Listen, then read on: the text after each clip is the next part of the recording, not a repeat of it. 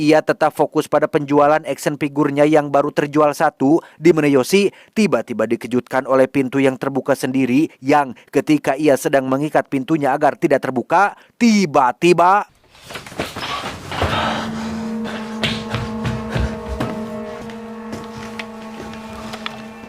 ya, muncullah Pak Takimoto yang sudah berada di dalam rumah sembari membawa senjata api.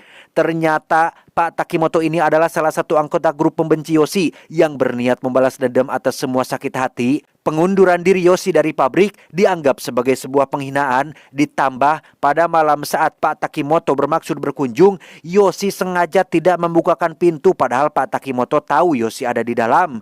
Hal itu semakin menguatkan dugaan jika Yoshi benci terhadap dirinya, sehingga sekarang beliau berniat untuk membalas dendam bersama dengan seluruh anggota grup pembencinya.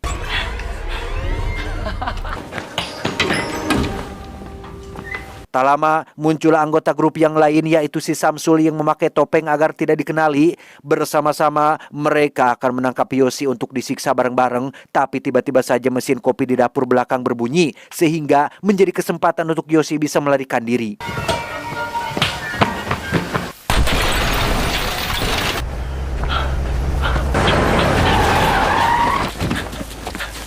Yoshi pun berlari kabur ke dalam hutan sampai menemukan sebuah kabin milik seseorang. Ia pun masuk dan bersembunyi di dalam sampai akhirnya muncul Pak Takimoto bersama seluruh anggota grupnya yang tanpa ragu akan melakukan apa saja untuk bisa menangkap Yoshi. Tak lama muncullah paman pemburu pemilik kabin itu. Saat beliau menegur Pak Takimoto dan anggotanya, mereka malah balik ngegas dan mengancam akan menyakitinya sehingga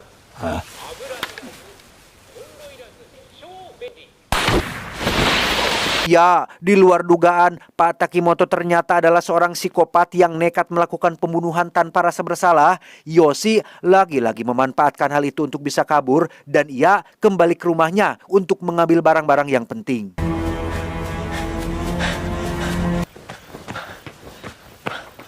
Tiba di sana ada Akiko yang sedang sibuk mencari sesuatu. Entah apa tujuan ia balik lagi dan apa yang sebenarnya ia cari. Akiko langsung menunjukkan kepeduliannya kepada Yoshi dengan menyuruhnya untuk segera pergi. Akiko bahkan mengingatkan Yoshi untuk bawa barang-barang yang penting saja, seperti harddisk berisi semua akun online shopnya dan buku tabungan berisi seluruh uang yang dimilikinya.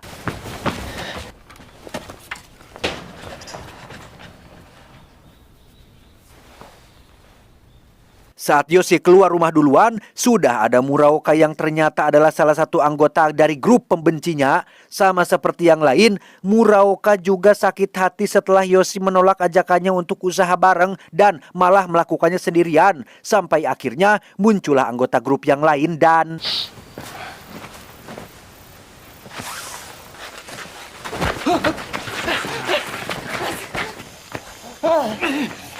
saat Yoshi pingsan dan sedang dibawa ke dalam mobil, Akiko malah ngejedog saja tanpa menunjukkan reaksi kaget atau khawatir. Aneh, dia teh sebenarnya sayang atau enggak sih? Shin langsung beralih ke Sano yang sedang menemui seseorang dari kelompok sindikat kriminal. Ternyata si Sano ini adalah mantan anggota sindikat yang sudah lama keluar dan saat ini ia meminta sedikit bantuan berupa senjata api untuk membunuh Yoshi. Atas dasar sakit hati telah dipecat secara tidak puguh-puguh. これでスマホの位置を特定できます。 Setibanya di rumah pegunungan, Sano tidak menemukan Yoshi di sana. Namun dengan alat pelacak yang diberikan oleh anggota sindikat, Sano bisa langsung tahu di mana keberadaan Yoshi saat ini dan langsung meluncur ke sana untuk menemuinya.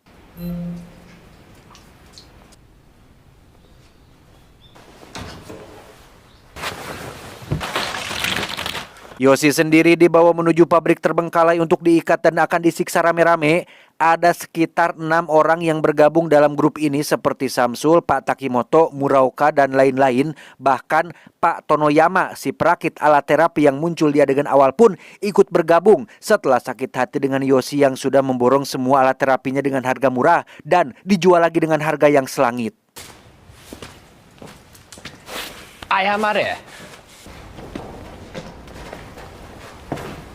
Saat Pak Takimoto dan anggota grupnya sedang mengambil alat penyiksa di dalam mobil, muncullah Akiko yang datang melihat Yoshi setelah sebelumnya membuntuti dari belakang.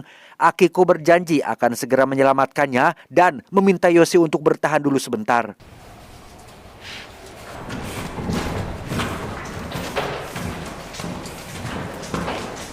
Tepat saat Pak Takimoto dan grupnya akan memulai penyiksaan, muncullah Sano yang baru sampai di lokasi.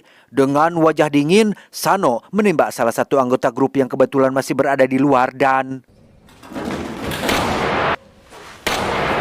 mendengar suara tembakan, Pak Takimoto dan yang lain pun langsung berpencar untuk mencari tahu apa yang sedang terjadi. Sedangkan Yoshi akan dijaga oleh salah satu anggota grup yang bernama Yamaha yang diketahui sudah kehilangan banyak uang akibat tas palsu yang ia beli dari toko si Yoshi.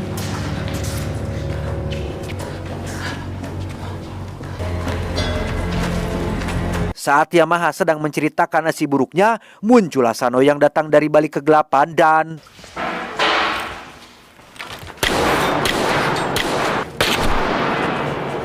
setelah menghabisi Yamaha, Sano pun dengan cepat melepaskan ikatan Yoshi dan memberikannya sepucuk pistol. Sano meminta Yoshi untuk bantu ia melawan semua anggota grup ini. Dan terkait alasan kenapa ia datang, Sano mengaku berhutang budi atas pekerjaan yang diberikan. Dan seperti yang dikatakan sebelum kepergiannya, Sano akan datang ketika Yoshi sedang membutuhkan pertolongan.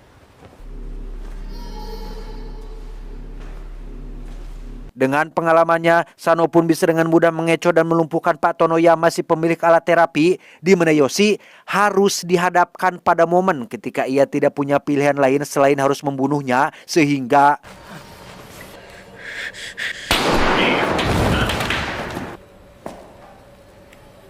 Sugoi janai desu ka. melihat Pak Tonoyama sudah mati, Samsul yang pada dasarnya penakut pun memilih untuk kabur dan tidak mau terlibat lebih jauh dalam masalah ini. Namun Pak Takimoto sang psikopat pun tidak akan pernah membiarkan hal itu terjadi dan inilah yang dia lakukan.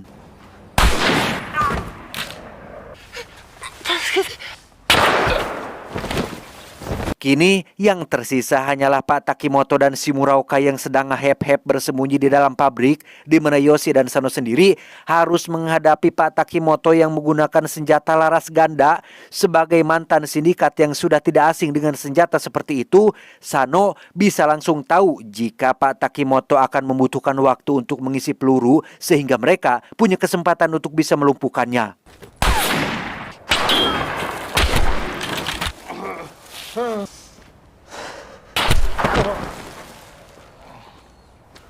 Mendengar teriakan Pak Takimoto yang sudah mati, Muraoka pun sadar jika kini dirinya tinggal sendirian. Saat ia mencoba kabur menggunakan mobil, Sano berhasil mencegahnya dan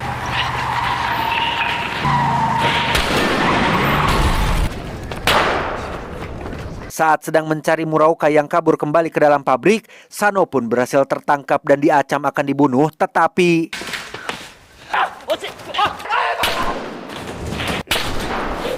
setelah semuanya selesai, niat Sano yang awalnya ingin membunuh Yoshi pun menjadi batal setelah ia berhutang nyawa ketika diselamatkan dari Muraoka barusan. Sano bahkan menjelaskan bahwa ia akan meminta bantuan kawan-kawan sindikatnya untuk membereskan semua kekacauan ini sehingga Yoshi tidak perlu mengkhawatirkan apa yang sudah terjadi. Tak hanya itu saja, Sano juga memberikan hard disk yang sempat ia bawa dari rumah Yoshi. Saat ditanya apakah semua action figurnya sudah terjual, Yoshi pun menjawab ya. Ia mengaku akan mendapat keuntungan sekitar 10 juta yen atau setara dengan 1 miliar rupiah lebih. Dan tak lama datanglah Akiko yang baru muncul dan mengaku sangat khawatir dengan keadaan Yoshi. Dan ya, tanpa Yoshi sadari, Akiko memegang sebuah pistol yang ia ambil dari tangan Pak Takimoto yang sudah mati. Akiko ujug-ujug meminta buku tabungan milik Yoshi karena ternyata どうして？それしかないじゃない、分かってるでしょ。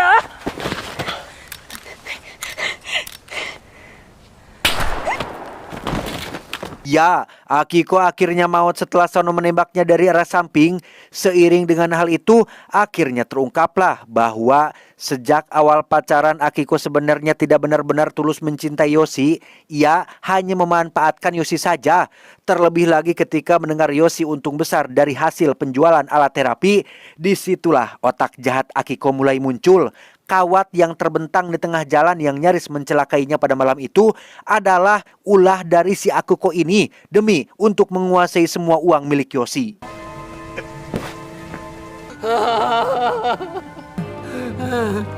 Setelah semuanya selesai, Yoshi dan Sano pun terlihat sedang berkendara menuju tempat yang diibaratkan neraka.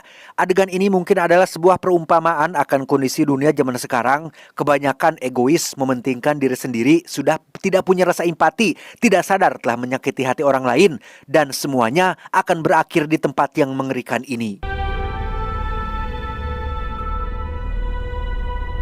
Tamat, ending yang cukup mengambigukan. Ending film ini bisa diartikan dengan banyak penafsiran tergantung sudut pandang masing-masing penonton atau biasa disebut dengan istilah multi-interpretasi. Ada yang bilang kalau si Sano itu cuma hayalan Yoshi saja, semacam alter ego atau kepribadian gandanya saja akibat dari Yoshi yang kurang memiliki nyali dalam menghadapi para pembencinya. Pesan yang bisa kita ambil dari sosok Yoshi adalah hati-hatilah dalam berucap dan bersikap, karena saat Anda menyakiti hati dan perasaan seseorang, meski dia sudah memaafkan, Anda tidak akan pernah bisa mendapatkan kembali suasana yang sama persis seperti sebelumnya. Ingat, hati-hati dengan dosa sesama manusia atau biasa disebut dengan istilah hakul adami, karena seandainya Anda bertemu dengan Tuhan dengan membawa 70 dosa yang kaitannya antara Anda dan Dia Sang Maha Pencipta, maka itu lebih ringan ketimbang membawa satu dosa saja yang kaitannya antara Anda dengan seorang hamba. Saya John, mewakili jajaran direksi IQ7, mengucapkan terima kasih dan sampai jumpa di video selanjutnya. Adios, Kolor Kitty Pendekar Tengkorak.